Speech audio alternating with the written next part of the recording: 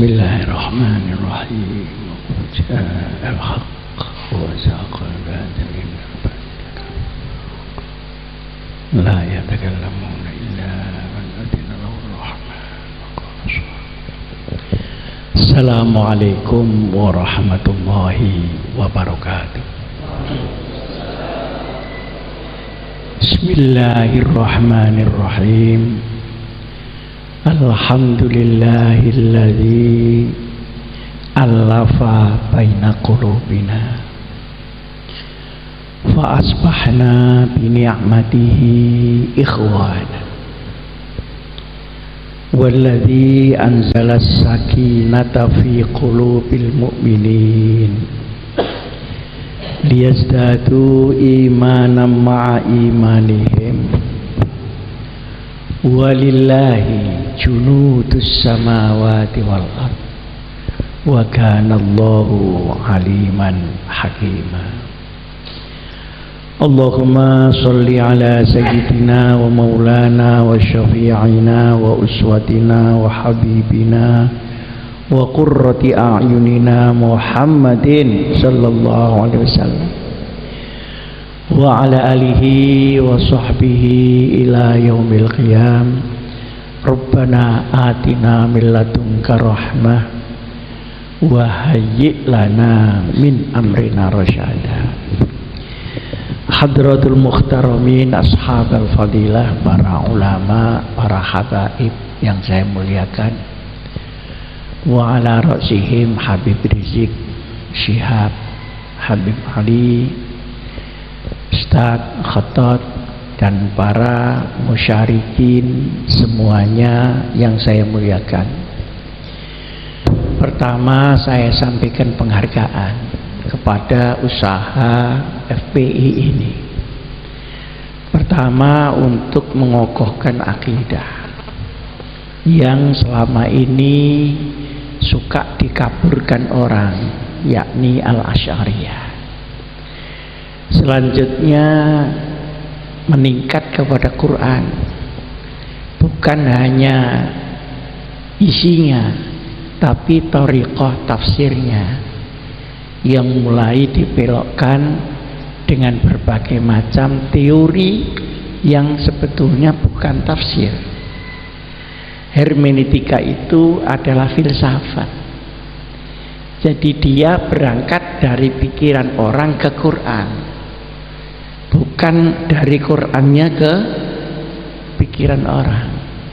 Dan itu sekarang dipakai di mana-mana.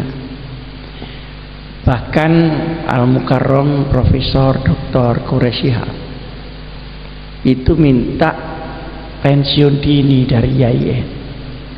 Karena itu, karena skripsi itu tidak boleh ditulis Arabnya, karena penguji yang dari barat tidak bisa baca, jadi harus terjemahnya saja.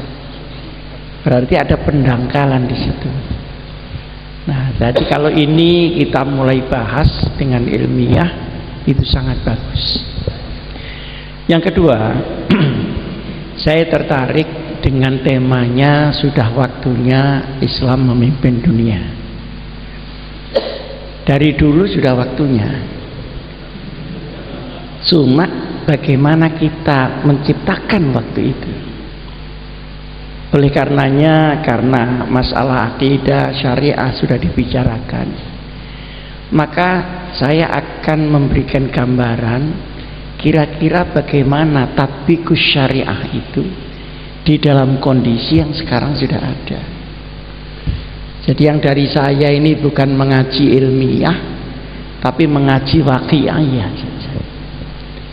Kenyataan yang sekarang ada di dunia itu bagaimana? Begini, tahun 1990 komunisme internasional runtuh. Setelah dia berdiri tahun 1920. Jadi umurnya cuma 70 tahun, hancur dia. Hancurnya ini bukan karena perang. Hancurnya ini adalah karena susupan ideologi barat dimasukkan ke daerah komunis. Sehingga berubahlah pemikiran komunisme di timur itu. Nah, setelah hancur, ini yang hancur 3 hal. Pertama, daerah kekuasaan, ini mereteli semua. Uni Soviet menjadi Rusia saja, asalnya banyak. Yugoslavia yang asalnya negara, sekarang sudah tidak ada peta Yugoslavia itu. Yang ada hanya Serbia dan Kosovo, 2 daerah suku. Jadi yang asalnya Syiat menjadi Qabilah. Nah, di Rusia itu yang mengerjakan teori penyusupan itu namanya Gorbachev. Yang di Cina namanya Deng Xiaoping. Yang di mana Yugoslavia namanya Lech Wałęsa. Nah, alhamdulillah saya tidak pernah ketemu Deng Xiaoping karena sudah duluan meninggal, tapi yang 2 yang lain saya ketemu. Nah, subhanallah, hancurnya komunisme oleh Barat itu ternyata tidak ada untungnya untuk Barat. Pertama, ekonomi Barat ini terus turun setelah menang ini. Jadi ada orang menang tambah melarat ya Barat ini. Ekonomi Eropa rusak, ekonomi Amerika rusak. Bahkan sekarang Amerika sudah mulai ketakutan tergulung oleh ekonomi Cina yang dikalahkannya itu. Dan perkara pertentangan Soviet Cina dengan Amerika jalan saja terus di dalam perebutan pengaruh di Timur Tengah dan sebagainya. Jadi dia sebenarnya nggak ada untungnya. Nah, subhanallah, diam-diam yang untung itu Islam. Karena dengan runtuhnya komunisme itu ada 2 pilar yang ikut runtuh. Pertama, ateisme, yang kedua pluralisme.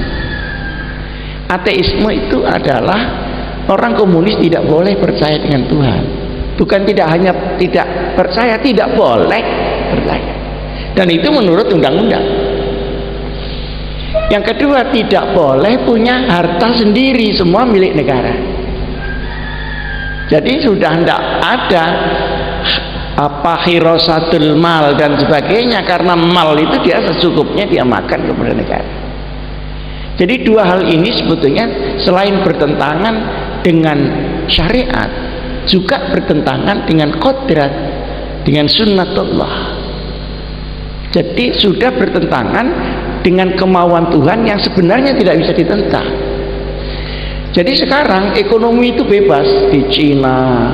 Nah, dulu orang Cina kalau punya hasil 10.000 dia makan cuma 7.000. Ini biasanya orang Cina. Kalau kita hasilnya 10.000 makannya 35.000. Nah, yang 25.000 dari mana? Wallahu a'lam bishawab. Dihitung min haitsula ya tas. Tapi kan orang Cina, maka ketika hak mereka di negara itu dikembalikan, mereka langsung makmur. Yang 3.000 itu dikembali. Nah, mereka semangat bekerja. Sekarang di mana-mana ekonomi dikuasai Cina, di mana-mana, sampai kepada Afrika yang paling tengah. Nah, kemudian masjid, gereja, baik gereja Katolik maupun Ortodok itu dibuka di Rusia. 125.000 gereja Ortodok dibuka.